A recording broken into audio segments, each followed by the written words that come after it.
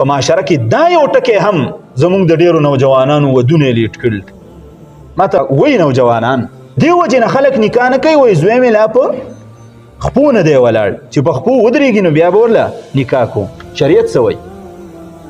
شریعت وایي چې کله دې زوی بالغ شو نکاح وله وکړه او سوره نور کې الله سبحانه وتعالی فیصله کړې ده الله سبحانه وتعالی الله خبر غلطه کېدی شي نشي کېدی الله فیصله دا کړې ده ان یکونوا فقراء یغنهم الله من فضلی کچری زوی لري واده وکړو الک لدی واده وکړو او د فقیرو کمزور نو الله سبحانه وتعالی به د دې واده د وجې نه غني کی مال بوله الله ورکی الله تعالی ارشاد وفرمایو په یو ځای کې چې مونږ تاسو لم رزق درکو او دیو لم رزق ورکو او په بل ځای کې ارشاد وفرمایو مونږ دیو لم رزق ورکو او تاسو لم درکو څه مطلب دی مطلب دا دی چې دا رزق چې څوک دنیا ته راځي نو دا خپل رزق په خپل راوړي ګوره یاد ساته حدیث مبارک کې راځي درې کسان داسې دي چې الله سبحانه وتعالی د مدد کوي په د باندې فقر راشي کمزوري راشي الله یې مدد کوي نمبر 1 المجاهد فی سبیل الله چې کوم یو سړی د الله په لاره کې جهاد کوي الله تعالی به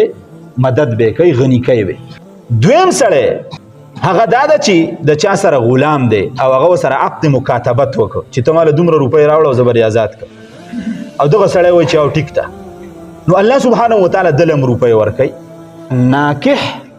هغه سړی چې نکاح وکړي د څه دپاره نکاح وکړي چې زه خپل شرمګاه محفوظ کم خپل حفاظت وکم الله سبحانه وتعالی وایي د دې سړي به زه مدد کوم زه نو چې الله تعالی یې مدد کوي تاسو که میلمه راشي چاله دعوت ورکوي د لسو کسانو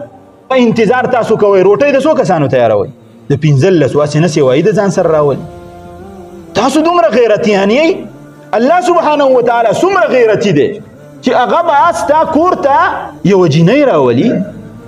ستا اولاد به پیدا کیږي او د هغې دپاره به الله سبحانه وتعالی بندوبست نه کوي بندوبست به کوي الله سبحانه وتعالی نو هر ستاسو خدمت کې دا ورونو چې د شریعت قانون دا دی چې کله ماشوم بالغ شو جینۍ بالغه شوه نو د دې دپاره د واده بندوبست وکوي د نکاح بندوبست وکوي الله سبحانه وتعالی به ستا په دغه بچو کې د دیو په رزق کې خیر او برکت پیدا کړي